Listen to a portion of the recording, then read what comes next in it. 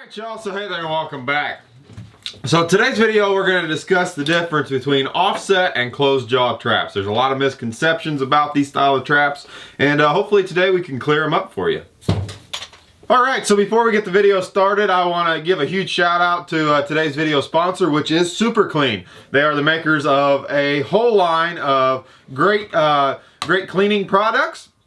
And, you know, obviously we're going to be working on the table of death here today, so we need to get it cleaned up before we show you. So today we're going to be using the Super Clean foaming cleaner here. We're going to get this table sprayed down, get it all cleaned off for you guys. Be sure to go check out Super Clean in the link below. They make some great products, and I can tell you, if it will clean the table of death here, well, it's going to clean about anything you got. We're just going to spray this sucker down with this nice foaming cleaner. Oh my goodness, it has been a long time since this table has been that clean. So anyway, y'all be sure to go check out Super Clean at the end of this video. I'll leave a link below. Check out some of their awesome products. They make some great cleaning products, degreasers, you know, this foaming cleaner, different things. I use this stuff on my boat to get the scum line off, so be sure to go check them out. We appreciate today's sponsor. Alright, so we're going to start from the basics here. So in case you guys aren't aware, we have basically two types of traps right here. We have the closed jaw, which as you can see, obviously as the name says, the jaws come closed. And then we have this trap right here, which is what we call offset. Obviously the trap is closed, but there is a built-in offset. The jaws do not come completely closed, right? Now, the big misconception that I see is that, you know, a lot of people are under the impression that the offset jaw traps are easier on a critter, right? Bycatch, different things like that. Now, I'm completely against that myself, and I'll prove that to you in a minute. The biggest thing to be, you know, the biggest thing with having traps is swiveling points, right? You can see right here on this particular trap, I have 4 swiveling points on this trap. That is how you reduce the damage, you know, foot damage or incidental catches, different things like that. All my traps have at least 4 points of swiveling on them in case one gets you know, clogged up or different things like that. You can also use shock springs, different things of that nature, but swiveling is definitely you know, the way to go. So, but let's get into this here. So a lot of people are under the impression that with an offset trap, it's easier because it, in theory, does not close all the way, right? That is further from the truth than anything I've ever heard. So you have to understand, whenever this trap closes, it's gonna close, regardless if there's an offset to it or not. The spring power and the lockup on it is going to dictate, you know, that it's gonna be closed. This has nothing to do with how far it's closed. So, you know, just for instance here, let's put something in this trap here. So we mimic a catch basically in these traps. And I want you to see, there is no difference in the offset. This trap is still going to close, right? Now I completely understand if your state requires you to have an offset. I know Oklahoma requires an offset, but like I said, I'm trying to bring the truth of the matter. You know, whether or not it's a law or not, this is the truth. Your traps are still going to close whether it has an offset in it or not. Here's where an offset will help you, so to speak, right?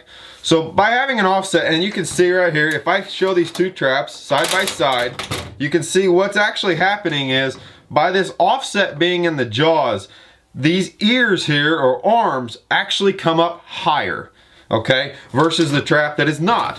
Now it's not much, but it is there, right? And that reason being is, with that offset, it allows these ears to actually come up higher, which gives you better lockup, right? You know, as we all know, the further down that you roll this ears, the easier it is to open this trap. So with the offset, you have actual more leverage or more lockup, you know, with the trap. Now, what's the downside to an offset? The downside to an offset is simply that. It's an offset. So like with this trap here, this trap I believe is 3/16 offset or a quarter or something. So what that means is it will only close and there's still going to be a 1/4 inch gap. So if you're dealing with, you know, this is a big trap, but if you're dealing with like a front foot caught coon or potentially a toe catch or something, that trap is only going to close to where a 1/4 inch. So, you know, there is a potential, you know, if you have that toe caught critter, that critter is able to pull free even though he's caught, simply because that trap cannot close all the way.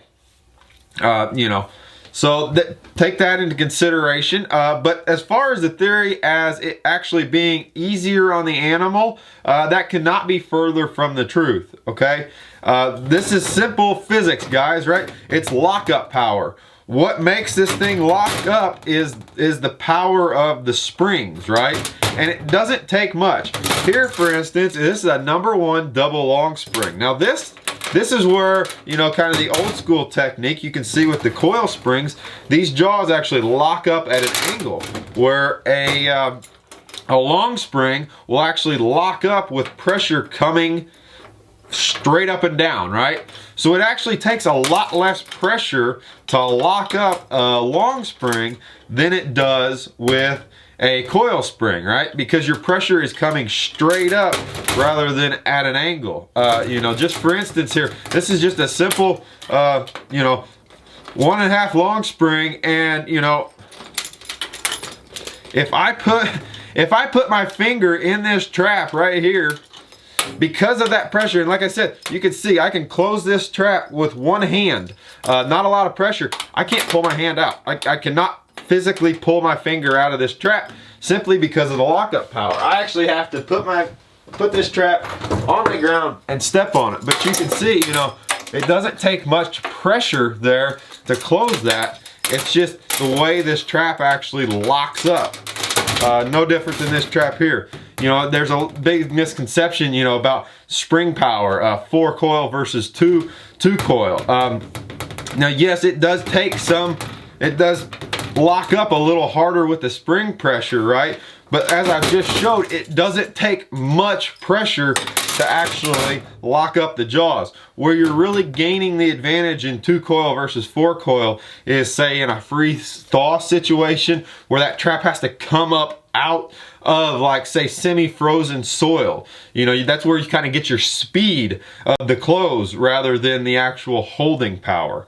You know, there is some that overlaps, but you know, that's really where a 4 coil will shine versus a 2 coil is in that freeze thaw, you know, where it's trying to break up through that crusty soil. So anyway, a couple other things I want to mention about laminations. Now, I don't own any laminated traps at all.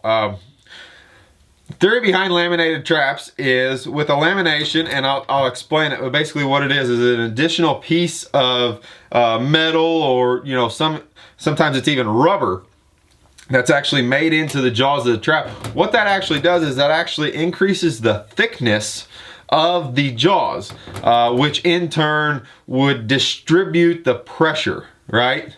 So in theory, you know, making it easier, you know, less pressure on the foot, right? But it's kind of a double-edged sword, because if you distribute the pressure enough, you know, then you don't have really any holding power, right? You know, if not only that, you know, depending on how much lamination you have, you know, you are creating that much more drag coming out of the ground.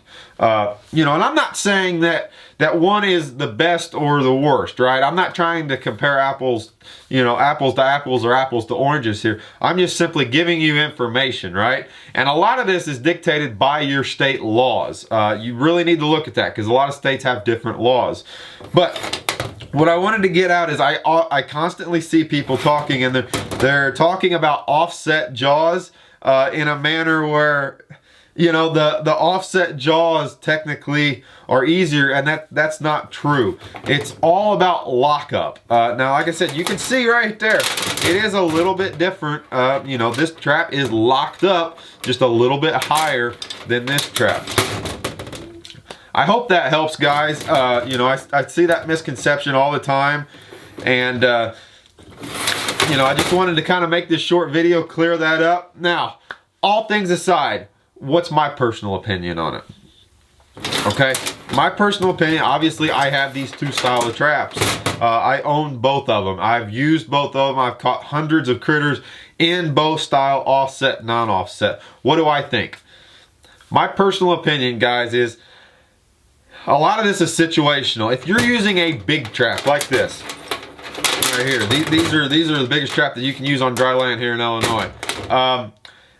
Offset does not really make that much of a difference to me, simply because with these style of traps, running proper pan tension, you get higher catches, right? So if you do have, you know, an incidental, obviously you're not going to go out and try to trap coons with this big trap. It's not the trap for that animal. But if you do get that incidental catch, normally with that bigger trap, it's going to catch him high enough that the offset is not going to matter. You know, that being said, I would not go out and run my 1.5s that were offset. I like that closed jaw. Like I said, it's not the fact that it's not a pressure thing at that point. All it is just a lockup power, right? And as I just demonstrated with this small little bitty double long spring, it doesn't take a lot of pressure to hold a critter. So that's my personal preference. I run closed jaws on all my small traps, and with my big traps, I have a mix of offsets and closed jaws. I have not really seen a difference. I do want to stress, you know, this is a little bit off topic of this video, but swiveling points are huge. That is where, you know, you can definitely decrease any kind of foot damage is with swiveling points. If you want to go to the effort of it, shock springs are also a great thing. Coyotes especially are very hard on a trap. They like to lunge. The addition of a shock spring will take some of that recoil out. Anyway, guys, I am going to end today's video on that. I hope I shed some light into the subject matter. I see it being thrown around in a false sense quite often, so I thought I'd make this short video and try to clear things up. With that being said, guys, I hope you enjoyed the video. If you did, be sure to hit that thumbs up button. Leave a comment down below. I'd like to hear your guys' thoughts on this matter. Be sure to go check out Super Clean. They make some great products and they're a sponsor of the show, so we really appreciate them. With that being said, guys, I'm going to sign off here for the day. As always, I appreciate the view, y'all, and we'll see you next time.